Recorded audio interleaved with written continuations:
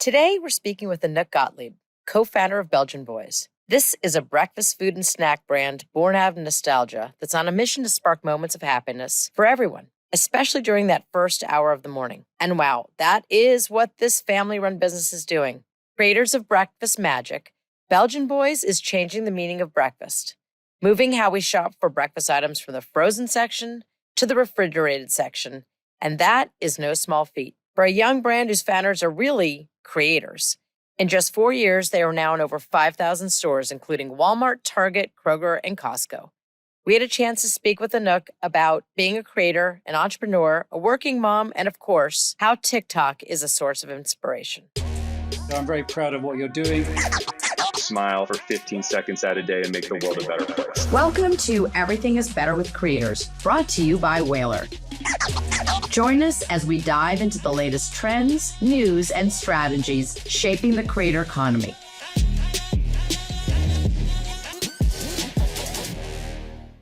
Good morning, Anouck. I cannot even believe that this is the time we get to talk. It's breakfast time, and what could be more appropriate than for the founder of Belgian Boys, the most incredible food, snacks, breakfast innovator on the planet. And I'm talking to you at breakfast time. I feel like I should be eating pancakes, but welcome to our podcast.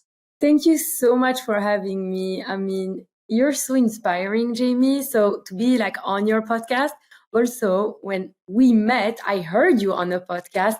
So I feel like this is just closing this circle, and I'm super grateful to be here today. I forgot about that. We have an relationship. We didn't even know each other. You cold reached out, and I'm the one who's honored.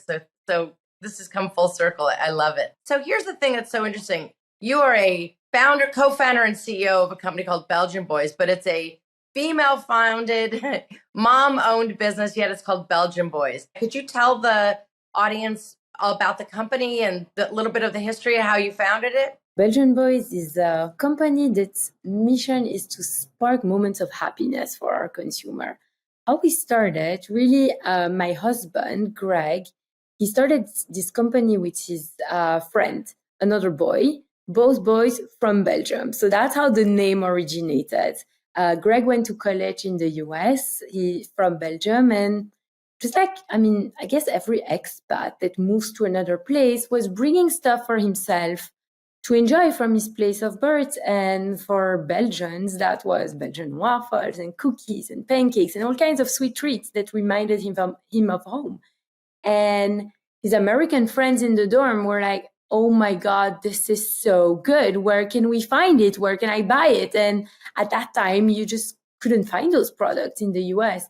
And that's where after college, when he graduated, he's like, maybe there's an idea here. Maybe I should explore this. My background's fashion design. I met Greg on a plane from Belgium to New York. Other story. But really was in New York to design, sketch, make dresses, be inspired, super creative. New York's one of the fashion capitals of the world. And Greg was starting this idea with his friend. And I'm like, guys, this is great, but can't just put waffles in wrappers on shelves. We need to tell our story. We need to make it look good so that people will actually want to pick it up. Let's make clothes for the waffles. That was my fashion analogy. And that was back in 2014, 15.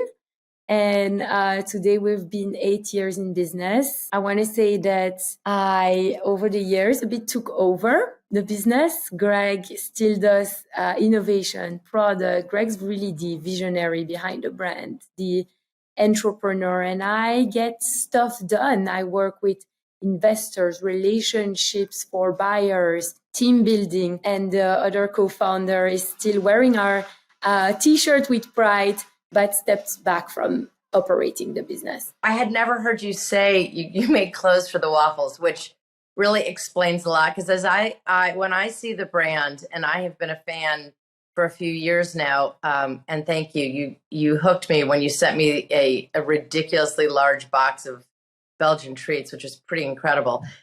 You punch above your weight as a company. And the way I think about you punch above your weight as a brand, you punch above your weight as an entrepreneur, and you punch above your weight and innovating in the food aisle in grocery stores and convenience stores, et cetera. So I want to talk about that with you. And I think what really has been so exciting, and one of the main reasons I wanted to have you on our podcast, is you are a creator. People don't view what you do necessarily as a creator unless you explain it that way, because you're an entrepreneur. And in some ways, you've built a company with your husband and you've got an investment, et cetera. But at your heart, I think of you as a creator, which selfishly means you're part of our world. You just happen to also have a brand that has a more understood business model. Do you think of yourself as a creator? That's super interesting. First of all, I wrote Punch Above Our Weight as a brand because I hadn't heard of that term. So thank you. I wrote it down in my notes. Yes, I mean, I do see ourselves as creators, but I think really what we do is we create this solution for our consumer. And when we came to the US, we saw what the options were here. Yeah, we started as this brand because it was born out of the nostalgia that we had for our authentic treats. But really what it evolved is we saw that there was a need for a brand like us, consumers that grew up eating Eggo waffles and Pop-Tarts for breakfast. That's not what we want to give our kids and we really came to be that, okay, what else are we solving for that modern family? You know, when you have that European ethos, what we can be best at in the world at Belgian Boys, we say always is we make European foods mainstream. We bring that, we're that gateway to Europe. How it started, we were like, oh, we want the consumer to be reminded of how they walked in Amsterdam. And we're like, no, our consumer hasn't walked in Amsterdam. They maybe read about Amsterdam. They don't know that Belgian Boys is not in the same country as Amsterdam. Anyway, so simplifying it and understanding that what our consumer wants is delicious, easy, convenient, and an upgrade from what else is on the market. In that sense, yes, we create the new norm. We challenge what is out there and say, well, that's not something that should be out there.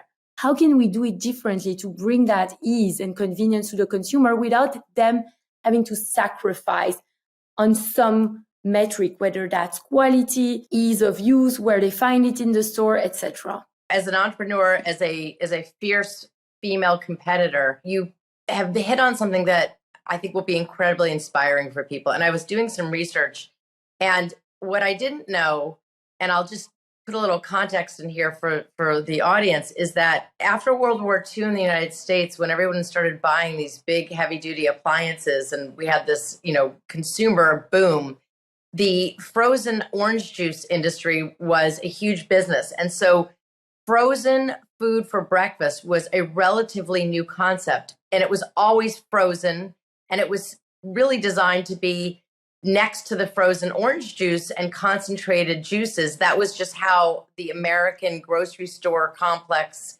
innovated. And here you come like 30, 40, 50 years later. I don't even know when this all started. I guess it would have been in the late 40s. So you're, 50 or 60 years later, and you're saying, I want to disrupt this, but you got a lot of pushback for taking this incredible fresh product, and you didn't want to be in the frozen section with the frozen orange juice concentrate. Is that a correct analysis of what I've been reading? Correct. I mean, it's interesting when you talk, I'm like, I guess those mega appliances and freezer never got to Europe after the war, maybe because it took longer to rebuild. I grew up in Europe and I've never bought frozen breakfast. When I came to the US with Greg and we started presenting to buyers like waffles and pancakes, they sort of, oh, you need to talk to the frozen breakfast buyer. And I'm like, what is frozen breakfast? Why would you freeze breakfast? You eat it every day. It literally doesn't make any sense. Stuff that you put in the freezer, mentality of I need to stock up on something, right? I want to have it in case I run out and in case my mother-in-law shows up and I need to make something that looks beautiful, right? If there's no food, I want to get a pizza out of there. Why would you stock up on an item that you eat every single day? And breakfast, unlike any other meal, it's a very habit-driven meal, right? I don't know what you eat for breakfast, Jamie, every day, but I will guess, unless you're one of those people that don't eat breakfast, but I will guess that it's a version of pretty much the same, and you don't vary, right? Like most people don't say Monday acai bowl, Tuesday pancakes, Wednesday waffles, and Thursday a granola bar, right? Most people eat every day the same thing. Why? Because that first hour of the day, you have so much to think about. What am I wearing? What are my kids wearing? What am I doing today? Let me check my agenda. Oh gosh, I woke up 5 minutes too late. My hair blower doesn't work. Like there's so much stuff you think about. What you eat for breakfast, we don't think about that. It's become a habit. I'm actually reading now Atomic Habits. So I'm very book club next. So Oh, James Clear, habit stacking. So you've hacked habit stacking for breakfast. well, I'm super deep into reading it, and now I'm like, okay, well, where is that a habit? Where did breakfast become a habit for the person, right? So I'm very going into the psychology behind it. Anyway, in Europe, where do you buy breakfast foods in the store? You buy them near other breakfast foods like milk, dairy, yogurt, butter. So why do you make people walk all across the store again to buy something that's complementary to eggs? There's no sense. And so we came 2015 as these two people with Belgian accents, and we're like, no, we want to be next to eggs. And they were like, okay, you're not going to be next to eggs. You're going to be in frozen breakfast. And we're like, okay, we'll be in frozen breakfast. We were in frozen breakfast for a couple of years, actually, a few years. And we were performing really well. We're performing growth. We're doing good. The buyers are happy. But in our gut, we were like, something's not right. Like that's not how the consumer is supposed to shop for. That's not the experience we want our consumer to have. Our product's supposed to delight. It's like, oh, I buy my eggs. Oh, pancakes.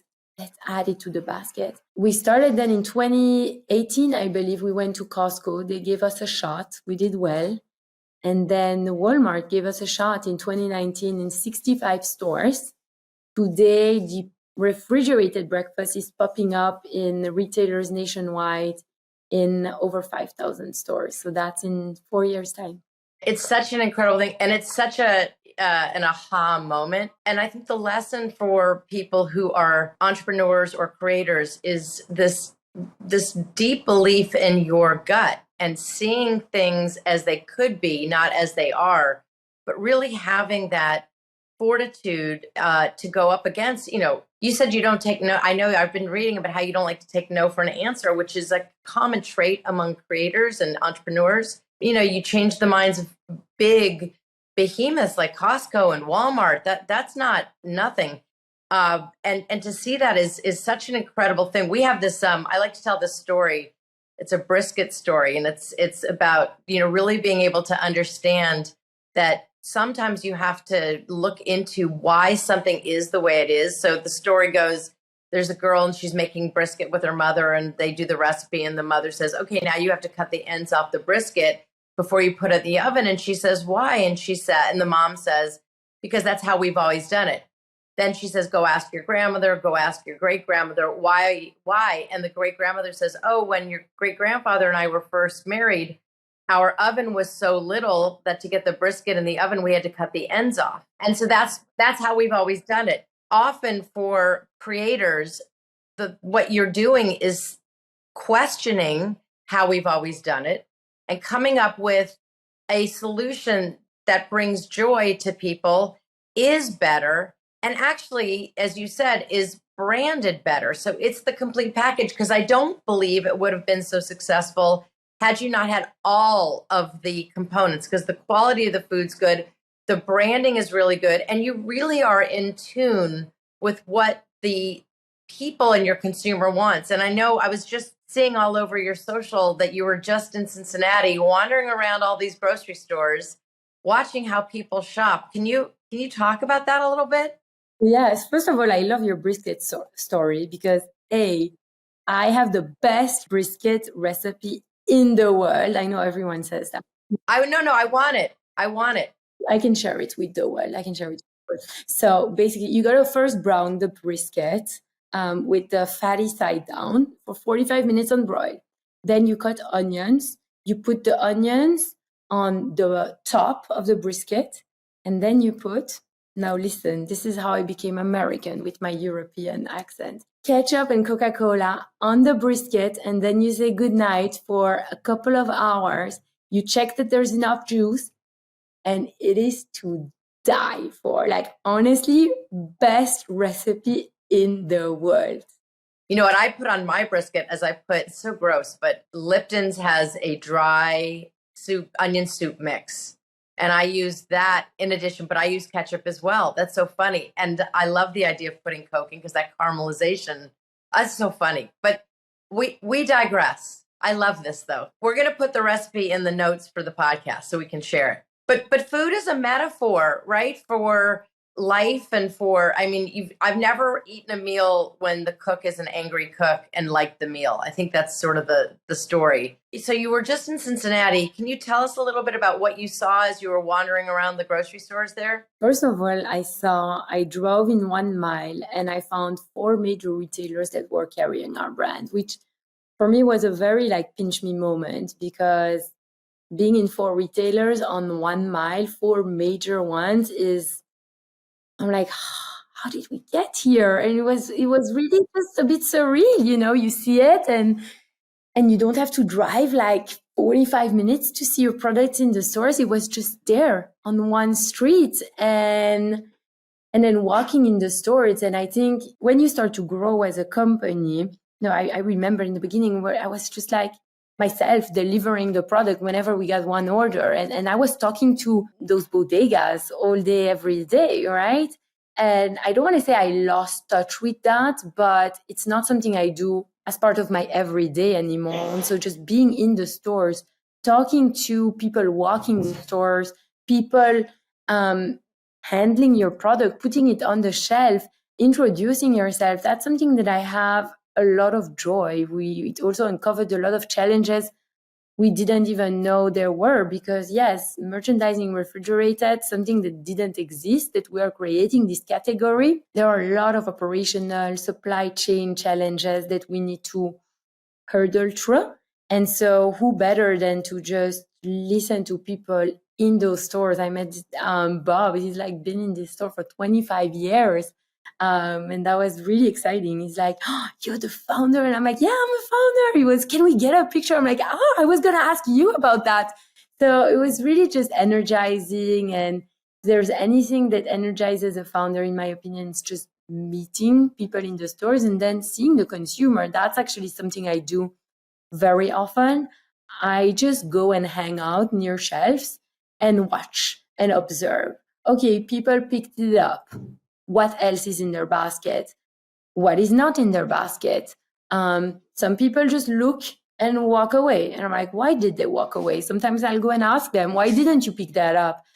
And really understanding what is working and what is not working for the program you set up with that retailer. And what works for retailer A doesn't work for retailer B, right? So it's about learning and just bettering yourself. I think the learning, is such a key thing. It's, you don't want to be a know-it-all. You want to be a learn-it-all. That's what Satya Nadella says from Microsoft. And I live that as much as I possibly can. And I think you're doing that instinctively. And I saw that you guys are hacking back to school and you've used your family in the marketing, which is really so sweet. And I loved it. How did you come up with that idea? And why are you thinking about back to school as such an important moment? First of all, that was like one of the best Belgian Boys days of my life. It was just so fun to be with my kids. Why that campaign came to be, I think our team and I have challenged each other as like, how does our brand look? And what I've seen is us like showing product to our consumer in the recent months. Like that's what we've been doing. We show our product and it's like, go buy it. Well, that's not what we're about as our brand. We're not about showing and shoving it down. We're about creating this experience, creating that moment. So we're like, why don't we show the moment instead of showing the product? So it is a newer visual for Belgian Boys. I'm very excited for it to go live. I think it was the right level of challenge with the team. And, I'm a mom. I get that first hour of the day being so freaking stressful, like lunch boxes, where's a shoe? We all have that. And when we're like, oh, let's find actors, and we're like, why actors? Let's just do it ourselves. And I think it was just, you can't, I get smiling. I'm a bit speechless about it because it was a real fun moment for me to spend with the boys. Being a mom, I also taught them about the values. So they came to work with mommy. They're 3 and 5, Liam and Josh. And so they came to work with mommy. And when they finished work, they worked for 3 hours and they're both getting a check from Belgian Boys for the time they spent, and it can go in their piggy bank and it's going in their bank account. And I want them to really understand that. I don't know if that's the value of an entrepreneur teaching their kids, but I think it's important for kids to know, I went to work today with mommy, and also understand. Greg was supposed to be in that photo shoot and he was traveling last minute. So it was just mommy and the kids, which is kind of also like normal family, and things happen in life and we had to pivot. But I'm super excited. And the campaign we're coming up with for our consumer is because we know back to school is such a stressful time and there's so much things you need to think about. It's not easy for everybody. And for schools, we're giving our consumer the opportunity to win $5,000 for their school. So they can enter on our website. There's a link on our packaging. We're going from a marketing perspective. We're going from shelf to on screen. So we're going to have digital assets, but also on pack. We have that call out to say, win 5K for your school, partnering up with school, communities, organizations. I'm going to be touring. It's going to be really exciting. And I think one of the campaigns I've been really looking forward to and have been excited being a part of. I just got goosebumps as a mom and as a, fellow, as a woman in business, but, as a creator economy observer, I think you just landed on something that's such an obvious to us as a company that helps brands really tap into this space. And it was so organic for you, but you said something, and we really believe that the reason why creator marketing works so much better versus just a typical paid media asset. You described it so beautifully, and I think it comes to the idea of heart. It was a real family, real moments, and the knowledge and insight that you have comes from because you are part of the community that you're trying to reach. So we always talk about with brands, it's not just about having your ad agency or your PR firm. When you work with creators, they can source the ideas directly from the communities that you're trying to reach because they are that community and you are that community. And I think you've brought it to life in such a beautiful way, whether it's it's the product, it's the packaging, it's the family insight about making breakfast healthier and easier. And I want to go back and say, yes, I do have a habit. I won't talk about what I eat because I don't eat Eggos, but I think giving people a new habit, and you'll see when you get deeper into the habit stacking part of James Clear, that's what he talks about. But it's so incredible, and thank you on behalf of schools for giving people an opportunity to donate something to the local school. Super exciting. Let's shift in terms of marketing for one other question. You guys did something really interesting. You saw on TikTok, and I want to unpack this a little bit, the frozen pancake cereal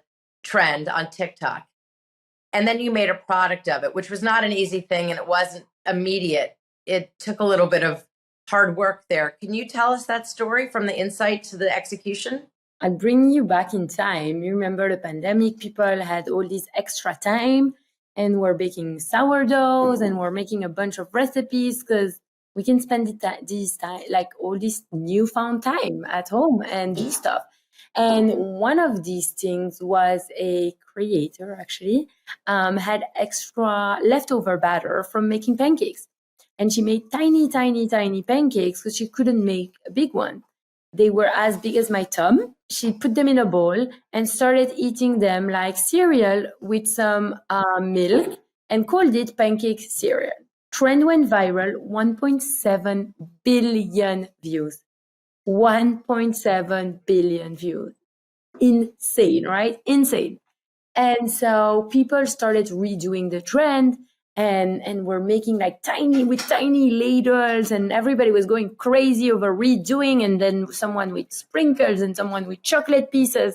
That's what the world saw. Oh my God, super cool trend. When Greg saw it, he's like, this is amazing.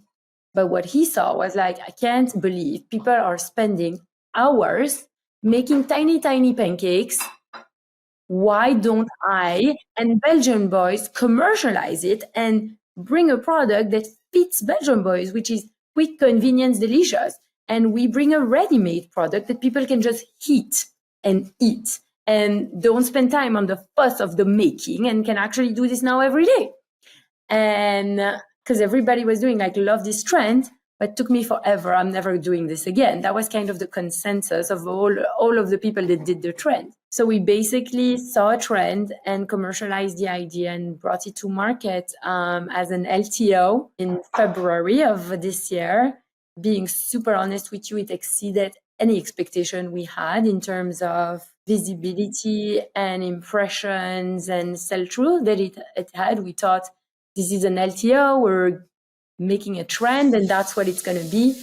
And the reaction from the consumer, from the buyers, from the community, from adjacent industries were a lot of praise. And it was a very proud moment for our team. So this LTO, which I assume is limited time offer. Yes. Is it coming back? There is something coming. There is something coming in the fall. The world of TikTok moves so quickly. The world of supply chain, retail, and food production does not move quickly. How long did it take you to go from seeing the trend to getting it on shelves? And I think it was at Target, right? Like massive opportunity at Target. Yeah, so it took us, I want to say, 2.5 years to bring it to shelf, but the product was ready before.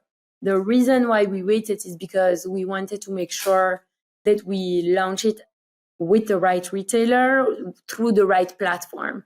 So at Target, we have a great partnership. We had this end cap, which was right into Women's Month of March. And really, we were able to create a staple in that moment. It was just before Expo West, which is like the biggest industry trade show for us. And it was just great timing. The product was ready from prototypes to the prototypes.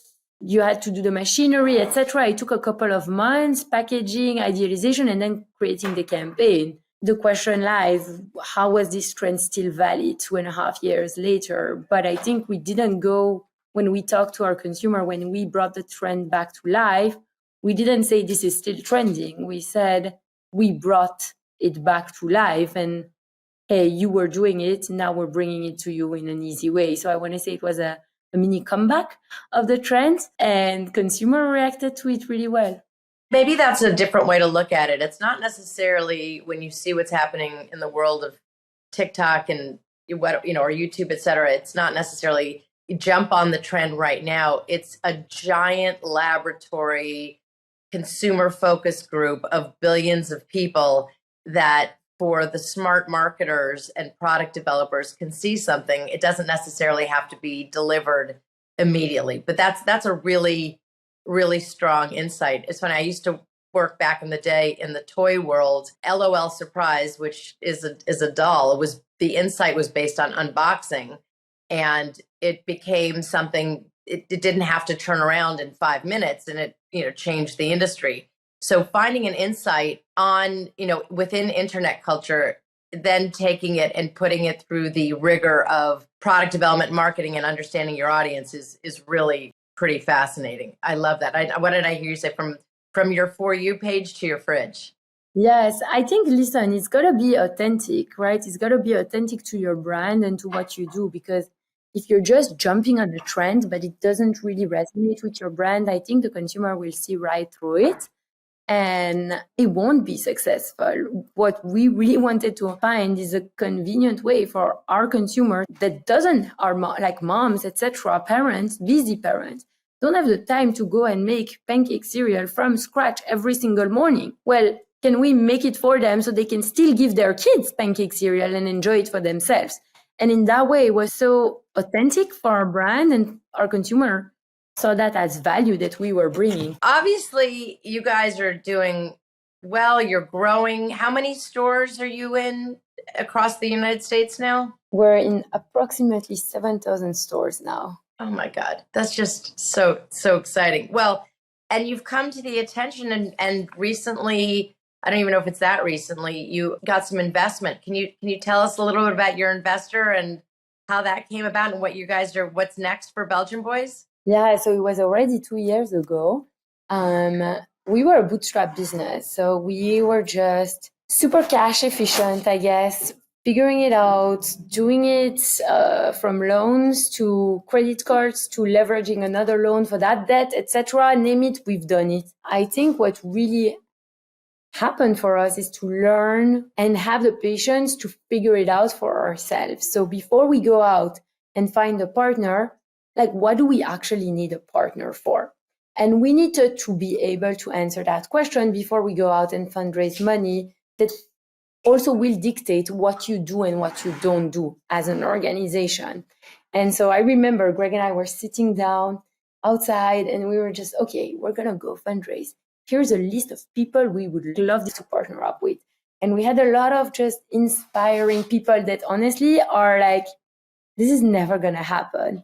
And that's what happened. We were lucky to partner, and I'm very grateful to have partnered with Daniel Lubetsky and his team. He's the founder of Kind Bar. In our industry, the biggest success story. Built the business to $1 billion, sold the business to Mars for 5. Like, crazy story, grit, perseverance, entrepreneurship, inspiration, doing things with values. I think for us, what I saw is a role model, someone I aspire to, not only in the company that he built, but the way he built it. And so to be able to partner up and to work with him and his team every day, every quarter is something that I'm very grateful. And I do think is giving Belgian Boys the tools to scale a business, because building a business from 0 to 1, 2, 3, 4, $5 million is not the same as scaling it to that next level, which is where we're at right now. So that's the journey you guys are on, from growth to scale. It's not an easy journey, but if you're spending time in Cincinnati, you've got 7,000 stores. We're going to say, I remember when I was so excited. You guys were so small at that point, and you're going to be a behemoth. And I'm going to let you get back to your normal life. And I know you've got a busy life. I want to ask you a question, though. I think you're a person of so much influence and inspiration. Here's my question for you. If you could inspire a movement that would bring the most amount of good for the greatest number of people, what would that be? And I think just sort of the idea of, what we don't know what that idea could trigger. So most amount of good for the most amount of people, what would you do? Well, first of all, you just casually said, Anouck, you're someone that brings a lot of inspiration. And I'm like, wait, what? Me? Which is still a surreal moment, for me when I hear you say that, because I'm the one who called you, right? Because you inspired me. So I'm very grateful for that. And I've dealt with a lot of imposter syndrome. So to be in a place when you ask me, who do you think and what's the biggest amount you think you can inspire? It's a moment I need to just ground myself before answering. I want to believe that in our world, there's a lot of heartache and challenges and heaviness, and you hear every day about something depressing, honestly. And how do you deal with that? I want to bring joy. That's what our brand's all about. Happiness, joy, food, what we have for breakfast, how to elevate our day, treat myself. Like, it doesn't need to be so hard. Can we stop making it like, oh, well, this is X calories and this is that calorie? Like, let's just enjoy and smile, because that's the power that we can do. And, one cookie at a time, one waffle at a time. I do believe that I am making people happier, that I'm setting up, one thing that I think is super powerful about Belgian Boys. When I think about the way I send my kids out in the world, you control the first hour of your children's day. You control that. You don't know what's going to happen after you shut the door when you send them off in the school bus. They might be picked on. They might be bullied. They might have the best day, but it might suck.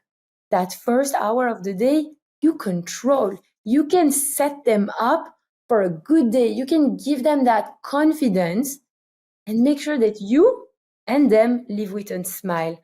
I think that little improvement, that little thing will already set up the world to more smiles. So I think that's the mission I'm on right now. And I'm excited about it. You've got a skill. I don't know if anybody has ever identified it this way. And I'm probably, it's in the moment, so it won't be as articulate, but I'm going to think about it. You unpack the way the world works in these bite-sized moments of insight that really have profound influence and impact. And whether it's thinking about how people shop and where the food should be in the grocery store, which is on the extreme commercial side, to thinking about kicking off your kid's day as a human being, that owning that first hour.